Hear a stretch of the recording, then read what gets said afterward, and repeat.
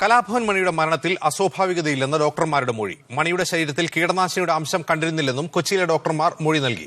മണിയുടെ പോസ്റ്റ്മോർട്ടത്തിന്റെ പൂർണ്ണ റിപ്പോർട്ട് അന്വേഷണ സംഘത്തിന് കൈമാറി. വിഷം കഴിച്ച ലക്ഷണം ഇല്ലായിരുന്നുവെന്നും മണിയെ ചികിത്സിച്ച ഡോക്ടർമാരും ആശുപത്രി ജീവനക്കാരും പോലീസിന് മൊഴി നൽകി. വിവരങ്ങളുമായി നിധീഷ് ബാലനുണ്ട് കൊച്ചിയിൽ നിന്ന്. നിധീഷ്, എന്തൊക്കെ വിവരങ്ങളാണ് ഡോക്ടർമാർ അന്വേഷണ സംഘത്തിന് കൈമാറിയത്? അസ്വാഭാവികതയില്ല മരണത്തിൽ എന്ന് എന്ത് കാരണം ചൂണ്ടിക്കാട്ടിയാണ് ഡോക്ടർമാർ വാദിക്കുന്നത്? അജിൻ, കലാഭവൻ മണിയുടെ മരണം ആത്മഹത്യയാണോ കൊലപാതകമാണോ എന്ന ആശങ്ക ഉയർന്നതിനിടെയാണ് മരണത്തിൽ അസ്വാഭാവികതയില്ലെന്ന് ഡോക്ടർമാരുടെ മൊഴി നൽകിയിരിക്കുന്നത്.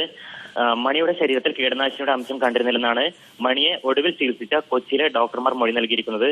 കരൾ രോഗവും ആന്തരിക രക്തസ്രാവവും മണിയുടെ മരണത്തിന് കാരണമായി.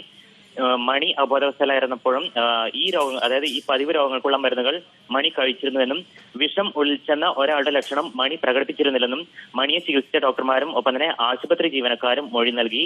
ഏതായാലും ഇത്തരം ഒരു മൊഴിയുടെ സാഹചര്യത്തിൽ സ്വാഭാവിക മരണമാണോ എന്ന് പോലീസിന്റെ അന്വേഷണത്തിന് ബലമേറും. അതുകൊണ്ട് തന്നെ മണിയുടെ ആന്തരിക അവയവങ്ങളുടെയും ഒപ്പം തന്നെ രക്തം, മൂത്രം എന്നിവയുടെയും കേന്ദ്ര ലാബിന്റെ പരിശോധന റിപ്പോർട്ടിനായി കാത്തിരിക്കുകയാണ് അന്വേഷണ സംഘം. ഈ പരിശോധന ഫലം വന്നാൽ മാത്രമേ അന്വേഷണ സംഘത്തിന് അന്തിമ തീരുമാനത്തിലെത്താൻ കഴിയുകയുള്ളൂ.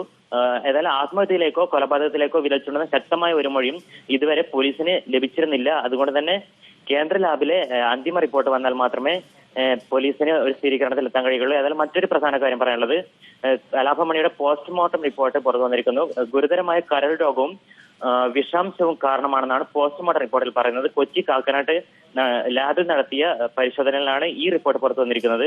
വൃക്കകളുടെയും ഒപ്പം തന്നെ വൃക്കകളുടെ പ്രവർത്തനം തകരാറിലായിരുന്നു എന്നാണ് പോസ്റ്റ്മോർട്ടം റിപ്പോർട്ടിൽ പറയുന്നത്.